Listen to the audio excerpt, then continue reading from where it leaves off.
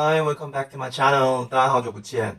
我自从上次做的开箱影片一直到现在，应该有3个礼拜了吧。中间有一支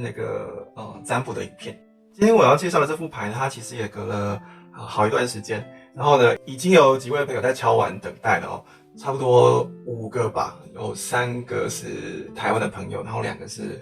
国外的朋友。所以我今天要赶快把这个开箱影片赶快做一做，然后可以不负众望，赶快把功课交了这样子。好，那今天我所要介绍的这个塔罗呢，它叫做 Forest of Enchantment Tarot，就是迷幻森林塔罗牌，或者是魔法森林塔罗牌之类的。它是由 Luna Weatherstone 这位作者所创作的哦。那这个作者他其实算是一个蛮资深的塔罗牌作者哦。他创作过不少的牌卡哦，我想其中几个比较知名的，比如说像神奇奥义猫塔罗，那还有易经神谕卡，我真的觉得这作者太厉害了，就是易经这个神谕卡呢，它有64张，然后就刚好代表中国易经的64卦，我真的觉得他非常的厉害。我自己可能都还不太清楚，不太熟悉易经的那个64卦是哪些东西，我反而比较熟悉的是西方的东西哦。还有一副呢是最近也蛮知名的，它叫做尼可利塔神谕卡。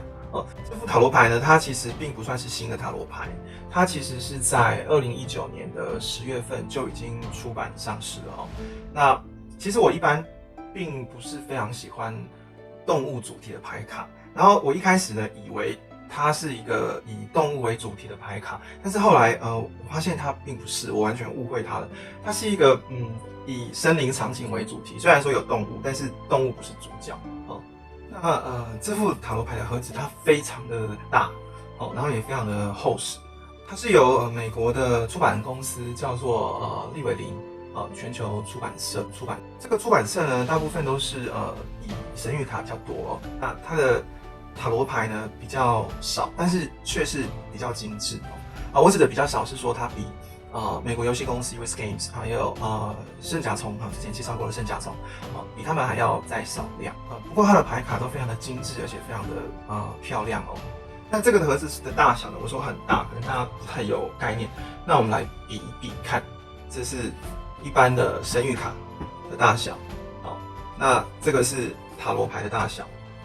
所以大家都可以看得出来，这个盒子超级大那我们现在就废话了不多说，赶快来开箱吧。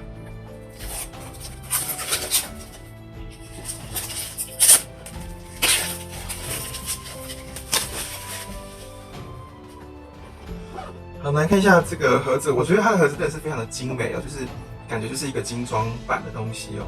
好，那这里呢有一些样卡可以让我们看到。然后呢，它的书边是长这个样子，旁边有书名。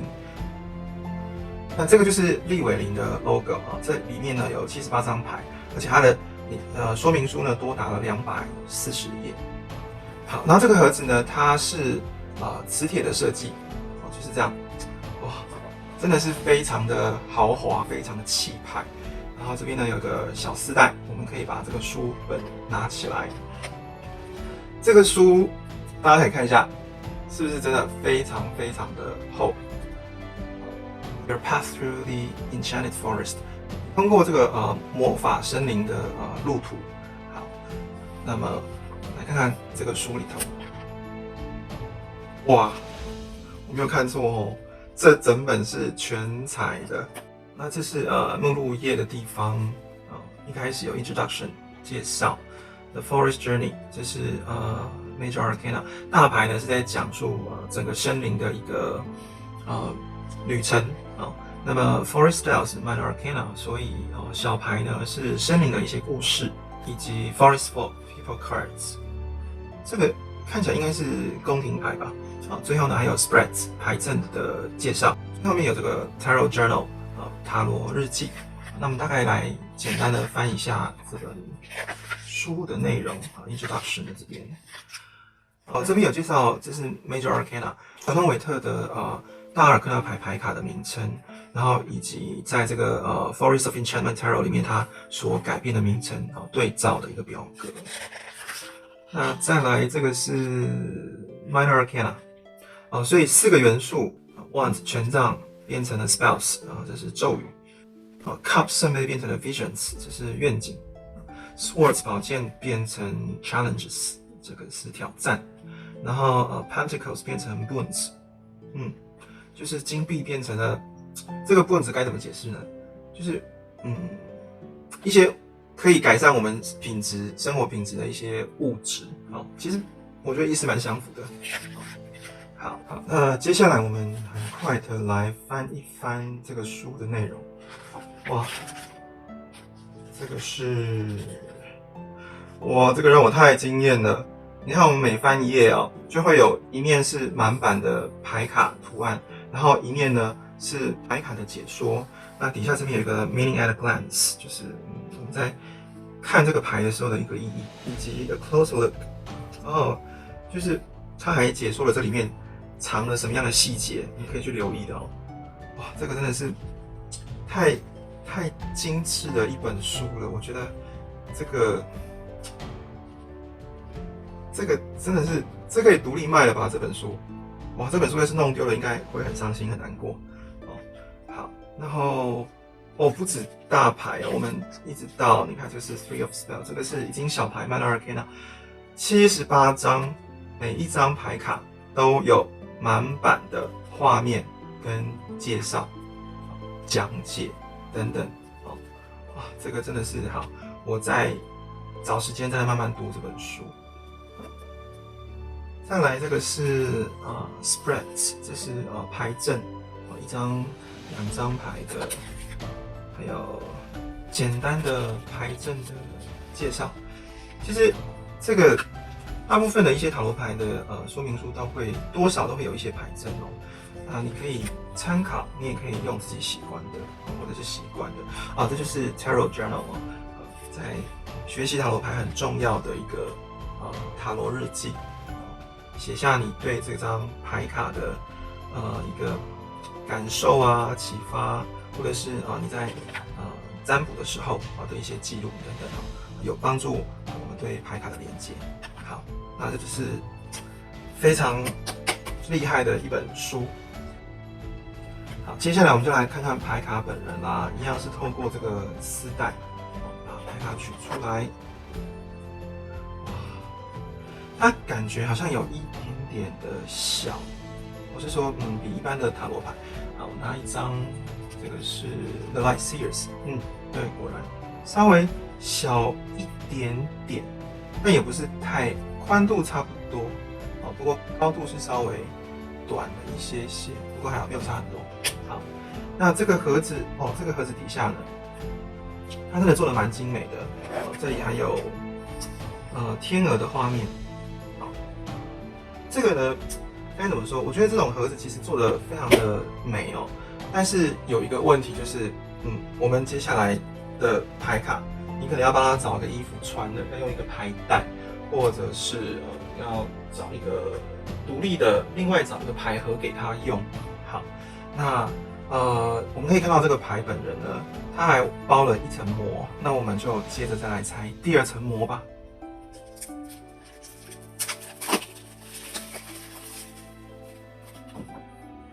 好，首先这个牌呢，它非常的滑顺感觉也是很好洗牌的也很好推那你这样看下来就是一个非常大地色系的感觉绿色咖啡色土色等等好，那我们就赶快来一张一张的看看，在这个神奇的魔法森林里头呢，是长什么样子。好，首先我们来看一下这个牌背它是猫头鹰，然后一样也是整个是森林的场景，然后猫头鹰呢就站在这个树梢上。那它的设计呢是可以做正逆位的解读的所以这整个牌背呢展开来是非常的漂亮好，就是有蓝色配上绿色这样子的感觉非常的美。好，那我们就开始来看牌卡的内容吧。我们首先来看对应愚人第1张的卡片，不过它不是 The Fool， 它叫做 The White Heart 白色的公路。好，这个鹿呢，其实它最早呢在西方的世界里头，它象征的是希望啊、神秘啊，或者是智慧等等啊。那它有时候呢，它为了要躲避一些肉食性的动物，像什么豹啊、狮子啊的追赶，所以它是非常擅长逃跑的这种动物那么也因为它很擅长逃跑呢，所以它有一个引导者一个指引者这样子的意思在那所以我们在这个第一张牌可以看到说，其实主角并不是这头鹿主角是我们，也就是说，当我们看到这头鹿的时候呢，我们就是要跟着它走了它要带领我们进入这个森林的入口那所以呢，真正的愚者是谁？真正的那个愚者是我们因为大阿尔克纳牌它就是在讲述愚者的生命旅程所以呢，我们看到这头公鹿呢，我们的旅程就要展开了再来是它叫做 The Enchanter 本来是叫 The Magician 不过那在这边是这个叫比较像我们讲魔法师吧好，那我们可以看到这个魔法师呢，他在施展着魔法然后植物生长的，这应该是土元素然后旁边这边有书本后面也有书柜一堆书的代表智慧，然后这边又有猫头鹰然后这还有一个地球仪，金属的地球仪，然后有一些药罐瓶子什么的。想必他是一位法力强大的魔法师他不仅可以施展他的魔法之外呢，他也可以跟动物沟通，或者是跟精灵、森林的精灵沟通等等。再来是 The Wise Woman 这对应的是女祭司我们一般女祭司都是年轻的女子不过这里我们可以看到是一个充满了智慧的一个妇人不过这也象征了她的历练跟经验以及她的成熟。再来应该是 The Empress， 然后这边是 The Green Mother 这个我觉得这个蛮偏向就是英国的民间童话那这个 Green Mother 它应该指的是代表森林里的植物或者是生命的一种拟人化的一个人物好，那在这个 The Green Mother 的腿上还坐着一个绿色的小孩那代表就是这个 The Green Mother 它的母爱那因为它又是森林的动植物生命的象征所以呢它又是对生命的一个滋养，你看到的动物都围绕着它它这个细节真的是画得非常的好我们看到这个背景，这个植物的枝芽藤蔓等等，它所形成的这个螺旋图腾，还有这个Green Mother 手臂上面的这个纹路，非常非常的细致连每一根头发呀，或者是每一根草都非常的清楚还有这个像是动物身上的毛发等等，真的是好漂亮The Emperor， 不过它叫做The Forest Lord， 那很清楚嘛，就是森林之王那这个森林之王是一个人的样子，然后他头上呢长得像是植物，不过却又像是鹿角这样的东西旁边这边呢有跟着一只野猪。我们可以看到这个The Green Mother 还有这个The Forest Lord 这两张都是非常的绿色为基底，不过这个 The Green Mother 背后呢是非常柔软这个螺旋形那这个The Forest Lord 它背后的这些则是比较坚硬的树枝的样子所以我们可以很明显的看出这个一张代表着阴性的能量，一张代表阳性的能量好，再来 The Oldest One，它对应的是传统韦特的 The Hierophant 那个祭司或者是教皇它用的是一个树的精灵这样子的概念那看来这是一株非常非常古老的树它看尽了一切来来往往的人动物精灵侏儒神兽等等然后最后呢积累了他一生的智慧跟阅历好，再来 The Lovers 这就完全标题是一样的，他们在魔法森林里头享受他们甜美的时光。好，接着这个是 The Fairy Wind， 这是精灵的风，它对应的是传统韦特的战车那张牌那最初呢是由那只白色的公鹿带领我们进入这个魔法森林，然后到了这个地方呢，我们看到这个是一群精灵，他们呢正往森林更深处飞去哦。这所谓人类走过森林呢，就会创造小径啊。那精灵走过森林的话，就会变成了树木，非常美的一个意象。好，接着是 The Strength，这名字就跟韦特是一样的。不过呢，我们可以看到这不是一头狮子，而是一匹狼。原来在韦特是少女的人物呢，在这里呢也是一位经过岁月洗礼的老妇哦。那我们可以看到他们两个是非常融洽和谐的相处在一起。好，接下来 The Hermit，这跟韦特也是一样的名字哦，隐者。这里呢是一只幼鼠，好，它独自一个人在家里头，也就是树洞里头哦。前方呢这个火炉里头呢烧着熊熊的烈火。这个场景跟刚刚那个魔法师的场景有点像，这有个地球仪，然后也有一些书本，而且我们可以发现这个幼鼠它是回头过来看的哦，这就表示说，因为我们走到了他的家，他知道有人来了有人经过了，于是呢，他回头来看我们啊，因为我们就是那个走入森林里头的探访者。接着这章呢，它对应的是命运之轮哦。不过标题叫做The Enchanter's Wheel， 魔法的轮子。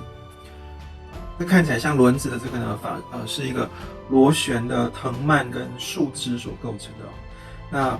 这边呢，我们看到有3只鸟，这个是喜鹊。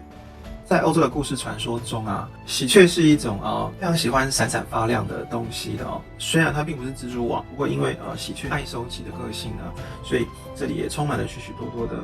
一些小物件。还有一些花朵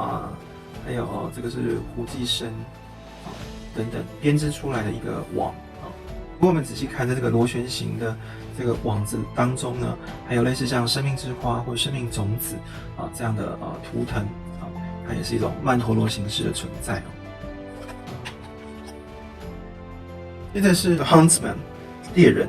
它对应的是传统韦特的 Justice 正义。我们可以看到这个猎人他手里拿着弓，可是他却没有猎杀这个鹿反而呢他是轻轻的把手摆在这个母鹿的脖子上，好像是在保护他们一样就如同在伸张正义。好，接着是 The Suspension， 这个的 Suspension 是悬挂的意思。那它对应的是韦特的 The Hangman 倒吊者。这张牌呢是晶莹剔透的琥珀那琥珀呢，它是由松科植物的这个树脂所形成的化石。那在这个树脂还没有变成化石之前呢，假如说有任何的昆虫小动物就是被沾黏到，那也会一起成为化石的一部分那在这里我们可以看到这应该是一个精灵，小精灵然后它就是以倒吊的形式在这个琥珀里头。那也因为有这个精灵的牺牲呢，所以使得这个琥珀更加的特别，更加的珍贵。好，接着这个是对应死神的牌它叫做 The Black Shark。这个 Black Shark 它是英国民间传说的一个像幽灵般的黑魔鬼这个黑犬呢，它就是象征死亡的一个使者在这个Black Shark 它的周围呢有弥漫着非常诡异的磁场然后背后呢还有闪电。那仔细看这个地上呢这个就有点像是墓碑看到这个 Black Shark 的出现呢基本上就是厄运或者是死亡的讯息来临了其实不只是这个英国的民间传说还有各国文化里头呢也有不少传说是跟死亡有连结的这种犬类比如说北欧神话里头呢有一只守护着冥界的地狱犬叫加姆 Garm 那在希腊神话里头呢也有一只看守着冥界入口的山头犬它叫做Cerberus 塞浦路斯以及在埃及神话里头的死神就是阿努比斯。那这个阿努比斯呢，它也是有着狗的头再来这个是 The Forge， 它对应的牌是Temperance 节制。那这个 The Forge 它是锻造的意思。看到这画面里头呢，有一群应该是森林里头的一些小矮人他们正在铸铁然后在锻造。那由于他们的磨练啊，还有这些煎熬耐心等等，造就了这些精致的器具。接着是The Liar 这对应的是恶魔那张牌。这个 Liar 真的是不禁让我想到 The Light Seers 的那个 The Devil 你看他们两个人的手势是非常的像，就是好像在对着你说来吧，来我这里吧。这个骗子呢他用一种非常非常奸诈的一个表情然后再诱拐着你，再告诉你说跟着我走。好，那小心不要上当了。如果我们跟着他走，或许呢我们真的就会在森林里头迷失了方向。接着The Folly 这是对应的 Tower 高塔那张牌。这个 Folly 呢，它是装饰性的建筑特别是花园里面的一个小城堡那因为这是森林里面嘛，所以呢这个小城堡呢，它是由一棵树所构成的那这个 Folly 它有另外一个意思是愚蠢的行为或者是胡言乱语、胡说八道等等。我们看到这个树呢，它顶端是断掉的天空呢盘旋了一堆乌鸦这个真的是笔触非常精细的这个画作你看它这个门口的这个阶梯还有这个树枝甚至于背影这些细节这幅牌真的是非常的漂亮接着是 The Star 它的标题是 Starlight 星光由这个耳朵看起来呢，他们是森林里头的精灵他们正坐在树上，然后看着这个星光。这就是所谓人类呢，如果仰望星空就会创造星座，但是精灵仰望星空就会变成星光那仔细看的话，这个星光似乎也又是一个螺旋的样子在这个牌里头，我们看到很多螺旋的意象，像这个乌鸦也是，还有刚刚的那个命运之轮这也是一个螺旋的意象。好，接着我们再来看 The Moonlight 月光，这是对应月亮的那张牌那这里我们没有看到真正的月亮它反而是在池子上的一个倒影然后浮光掠影在真真假假、虚幻与现实之间捉摸不定。那这有3只兔子，那有一只呢，它正在看着这个倒影中的月亮。那接着这个是对应太阳那张牌它的标题叫 Sunlight 阳光在这个画面里头，这是潘神希腊神话里头的潘神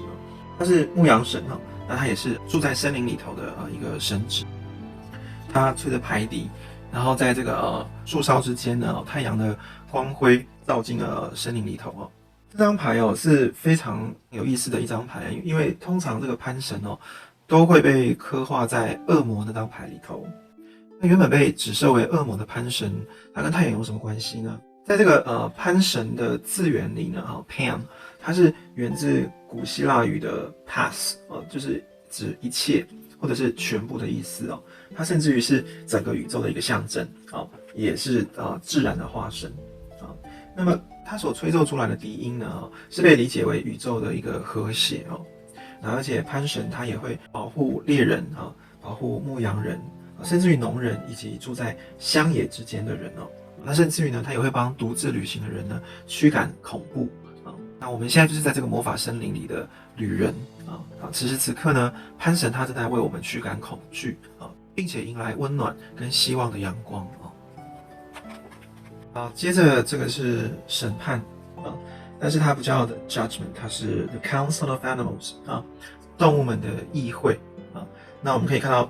不管是飞禽还是走兽，通通都聚集在一起那他们在审判着什么呢？他们其实就是在审判着我们我们到底是擅自闯入这个魔法森林的不速之客呢，还是为他们带来祥和或者是利益的使者呢？所谓来者不善，善者不来那我们现在呢就在接受着动物们的审判好，最后一张牌 The World， 但是它叫做 The Wild World 一个野生的世界各位有没有发现这张牌的画面似曾相似呢？没有错，它其实就是第1章的附偶啊。那就是这一条公路，它最开始带领我们走进这个魔法森林。好，那我们现在呢已经完成了魔法森林的旅程，就如同呢我们通过了这个动物们的审判。好，那我们终于可以离开这个魔法森林啊。但是呢，接踵而来的呢又是一个新的阶段的开始啊。好，那我们就结束了整个大阿尔克纳牌的旅程。接着就要来看小阿尔克纳牌 Minor Arcana。好，第1张这个是 Ace of Spells 啊，这是权杖1。好，那这个是 Ace of Visions 所以这个魔法森林塔罗牌它并不是按照牌组来分类哦，它反而是按照数字的顺序，就是说同样4组的1号牌都在一起，然后2号牌、3号牌、4号牌这样子接下去哦。所以我们这里看到的是 Ace of Visions， 这对应的就是那个 Ace of Cups。我们在这里没有看到圣杯哦，反而是一只天鹅，它在水面上游泳哦。但是倒影中的天鹅呢，胸前挂了一条美丽的项链它是魔法森林中神秘的力量，还是这只天鹅它所期望的愿景呢？好，再来是 Ace of Challenges， 这对应的是宝剑。虽然说我们看到的不是宝剑，而是弓箭，但因为宝剑是风元素嘛，那这个鸟呢是在空中飞翔的动物所以它同样反映出风元素的一个意象。Ace of Boons，这是对应金币1。那这只癞蛤蟆呢，它正守护这个戒指那我们看到在这个泥沼上面有这个螺旋的图腾好，真的是很漂亮好，接着是 Two of Spells， 权杖2。Two of Visions， 圣杯2。Two of Challenges， 这个旅人，这个就是我们啦。好，我们然后在魔法森林中呢，我看到了一面镜子就是像魔镜一样，像一个幻影一样。那有句话是这么说的当旅人呢拿起地图来看的时候那表示他要前往下一个目的地不过当旅人呢拿出镜子来看的时候呢，表示他想回家了可是这到底是一面真实的镜子，还是魔法的镜子呢？也是这个旅人是真的想要回家了，还是要继续旅行呢？或者他看到了其实一切都是虚幻的好，再来 Two of Boons 这个人他从森林里头挑着两担的这个树枝那他经过这座桥，那底下这边呢有一个绿色的人这应该就是 Green Man 就是在英国传说中象征植物生命的一个神祇它一样可以连接到我们刚刚提到的希腊神话里的潘神或者在这副牌里头呢我们刚刚看到的这个 The Green Mother， 它们同样都是代表森林里头动物、植物生命的一个拟人化的神祇Three of Spells 对应的是权杖3那这个人呢，他在施着魔法，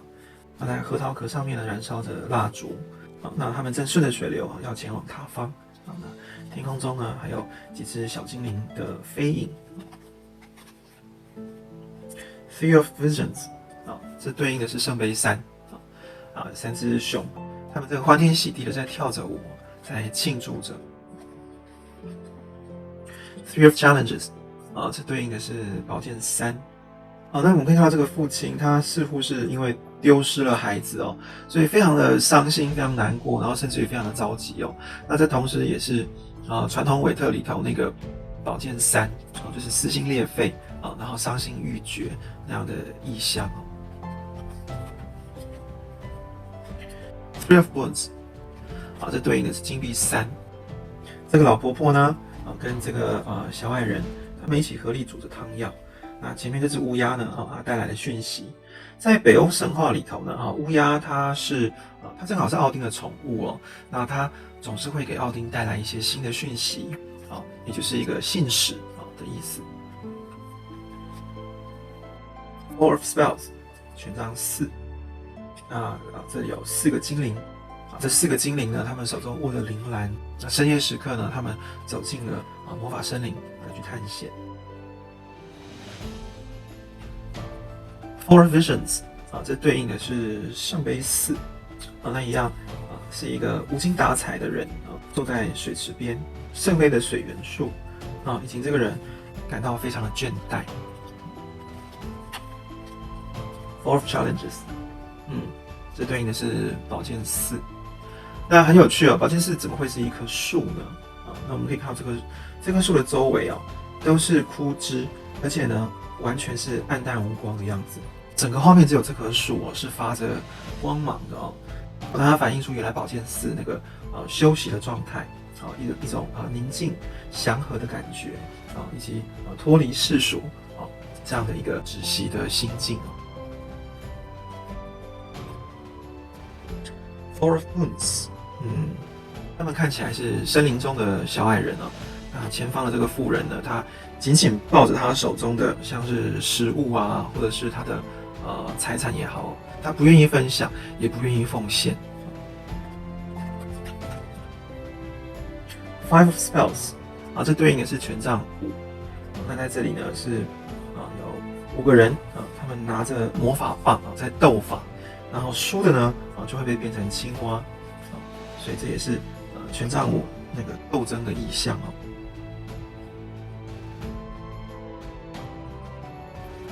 Five of Visions， 这就像是青蛙王子的故事哦。这个公主呢，她的小金球不慎滚落到池子里头哦。但即使她的金球掉入池塘里哦，这个障碍产生了但她依然还是得向前行然后必须把金球捡回来因此呢，她不得不请求青蛙的帮忙。Five of Challenges， 这是对应宝剑5。画面里头呢是一个巨人他把一整棵树都栽了起来，然后树上的鸟儿呢就伺机而逃。Five of Boons， 这对应的是金币5同样是贫穷落魄的2个人在森林里头没有食物，然后在寒冷的风雪中那这个跟传统韦特的金币5是非常类似的Six of Spells，这是权杖6。那这边呢有1、2、3、4、5、6位巫师，还有巫女，他们捡到了一颗飞龙的蛋。飞龙的蛋呢是非常非常难以孵化的不过他们还是将蛋带回家。那接着呢滋养的这个蛋施予魔法啦，施予营养啦。那最后呢，他们依然成功的孵化了这只飞龙那这就是权杖6的胜利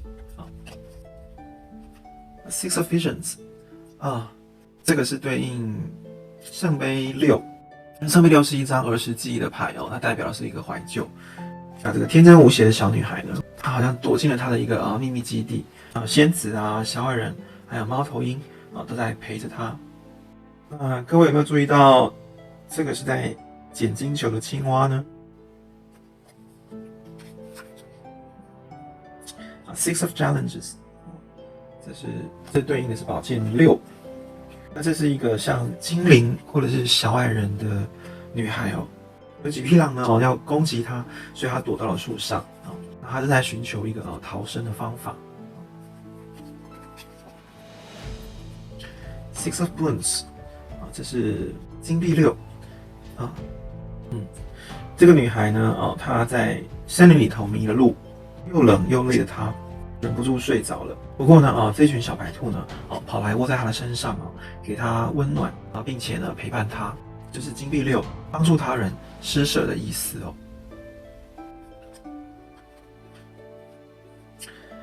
Seven of Spells， 这是权杖7各位有没有发现刚刚的权杖6，这是一个连续性的故事在这只飞龙它长大之后呢，它已经独立然后会自己出门了但是呢有一群小矮人呢，他们觉得飞龙是邪恶的所以呢纷纷拿着棍棒跟火炬围堵的这个飞龙。这就像韦特的权杖7以1挡多。Seven of Visions， 在这个像是神奇的水池里头呢有1、2、3、4、5、6、7样东西7种选择7种幻想，你想要的是哪一个呢？Seven of Challenges， 这对应的是宝剑7在夜里熟睡的旅人呢，他的物品被几只狐狸叼走了。宝剑七的偷窃欺瞒Seven of Wands 这是对应的是金币7。好，那这里有1、2、3、4、5、6、7扇门哦。那每一扇门呢，都有可能是魔法森林里头精灵的树屋。那仔细看的话呢，每一扇门都有这些魔法的印记哦，而且每一扇门的颜色也都不同啊。哪一扇门是你最想开启的呢？Eight of Spells 这是原来韦特的权杖8。这边有1、2、3、4、5、6，6只猫头鹰。那另外2只呢？因为有2只已经先飞走了。那猫头鹰所飞过的地方呢，也有这个螺旋的气流那这个画面不禁让我想起哈利波特那个送信的猫头鹰那荣恩的那只猫头鹰呢，一头撞上了窗户的玻璃非常的逗趣也有 Visions。这是原来韦特的圣杯8。那这边呢，1、2、3、4、5、6、7、8，这8位少女呢，在森林里头徘徊，有的呢勇往直前，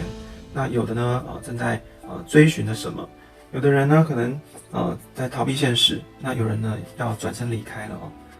那这也表现出原来圣杯8所要传达的讯息那在这个少女的身旁呢，一样也弥漫着这个螺旋的雾气。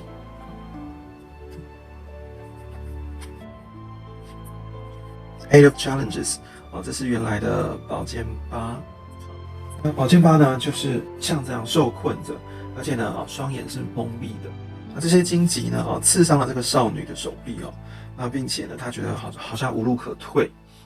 那这些荆棘呢一样也是螺旋的样子Eight of Wands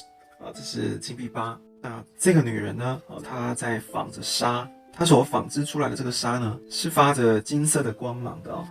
这代表她的专心跟专业所以她所纺织出来的成品呢品质是非常精良的。那再来是 Knight of Spells 这是原来的权杖9。权杖9的基本意义呢是自我防御，所以我们可以看到这个女巫呢，她在深夜的魔法森林当中为了要保护自己于是呢她施展魔法，在她的身旁呢形成了这个自我保护的结界。Knight of Visions 这是圣杯9。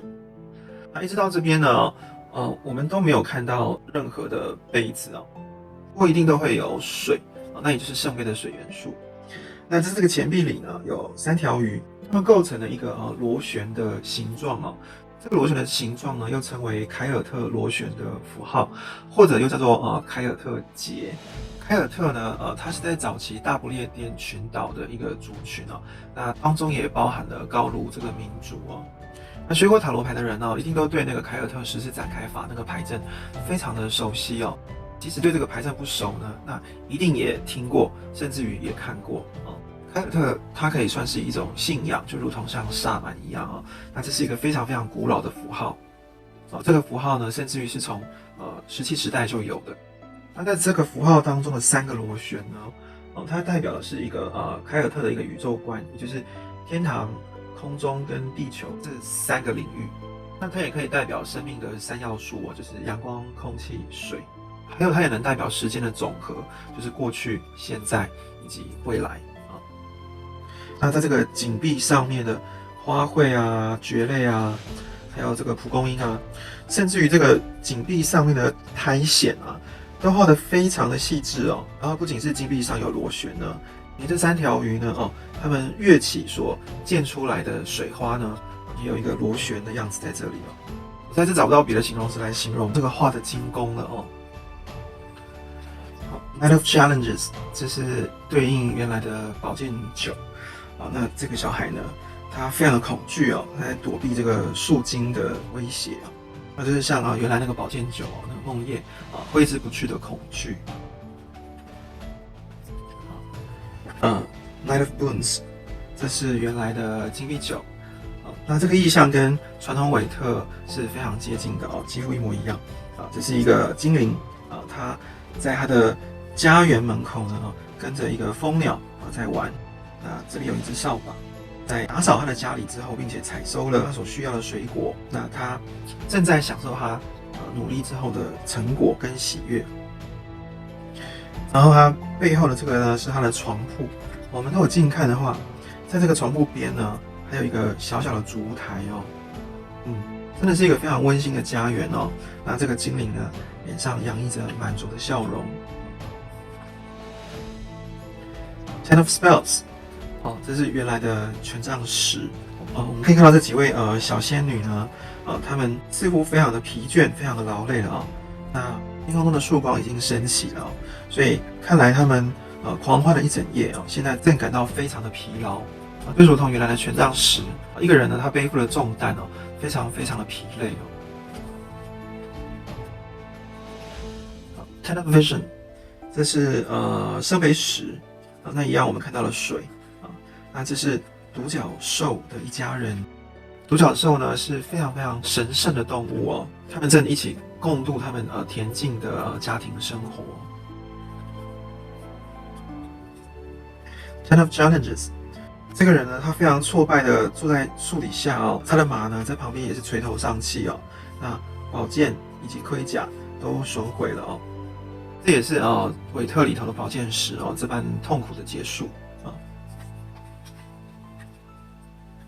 Ten of Boons， 这个是金币10所以这是和乐融融的这个一家人哦，然后一样也是3代同堂有人在跳舞，有人在弹奏乐器，然后他们桌上呢有丰盛的食物衣食无缺，还有宠物。那他们是魔法森林中呢非常富裕而且和乐融融的家庭这个长者呢，他还对着我们招手仿佛在说，来加入我们啊这也是一个慷慨无私的一个奉献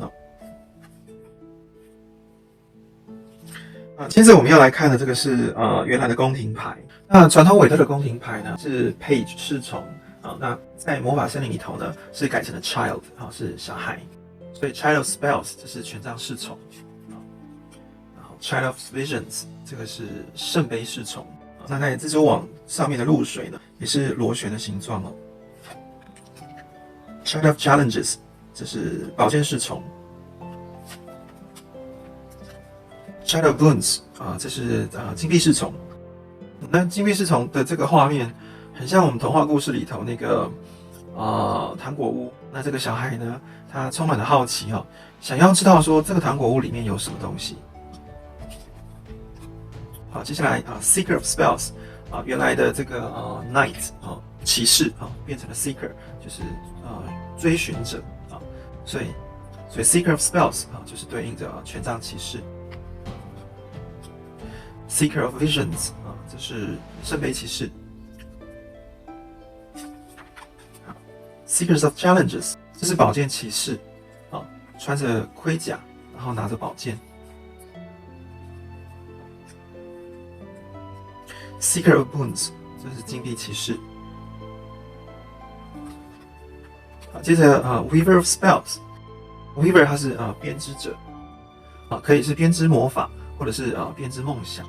那这是原来宫廷牌的皇后，所以 Weaver of Spells 是权杖皇后。那这权杖皇后呢，她正跳着舞，那她的裙摆呢，就像螺旋一样的飞舞着。Weaver of Visions 这是对应的是圣杯皇后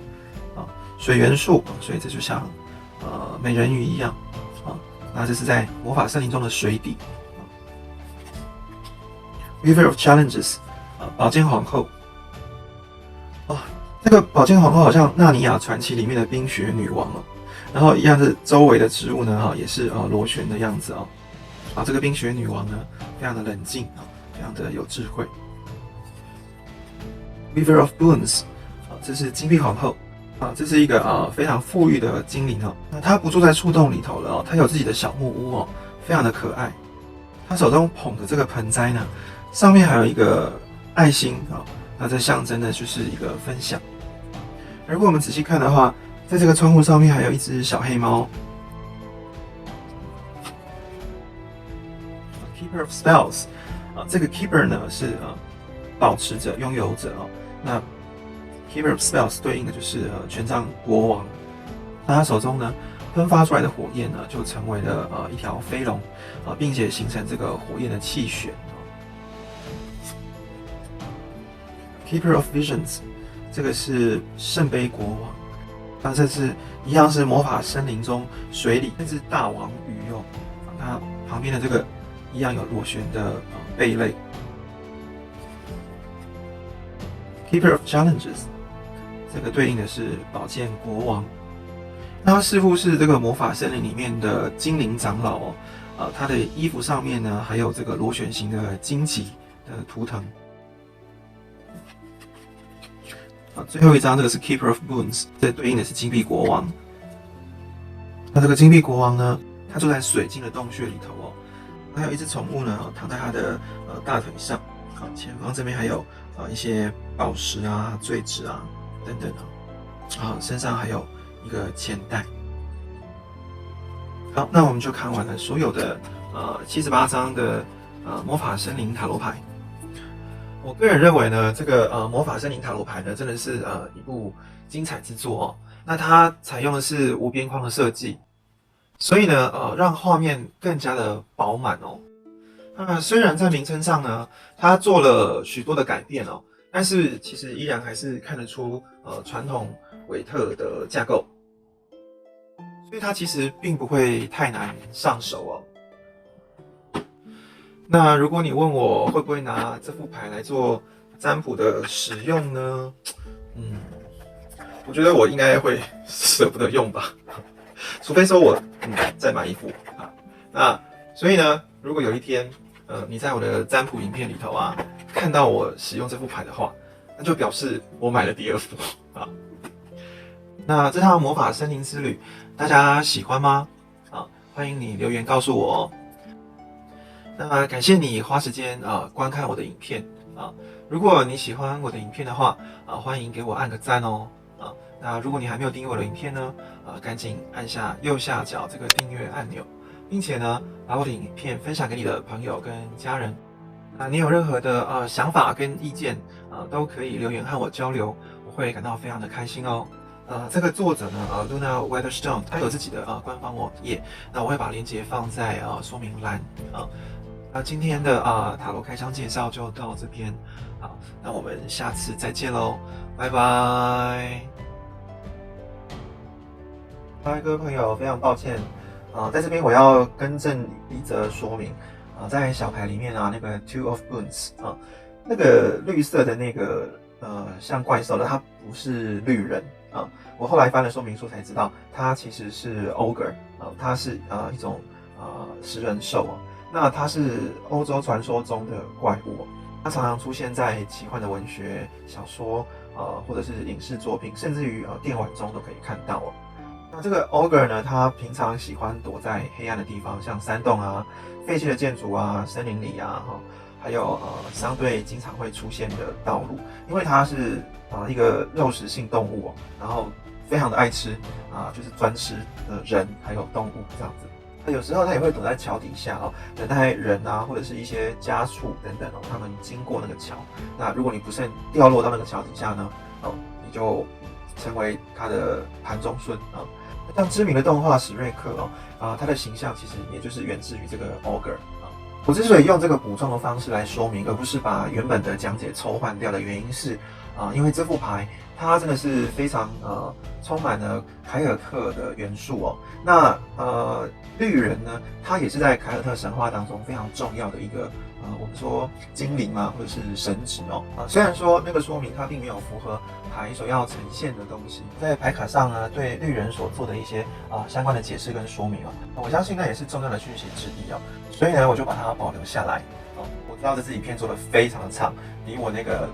光明先知塔罗牌的 Live Series 还要更长那再次感谢你花时间看到这边那下次见喽，拜拜。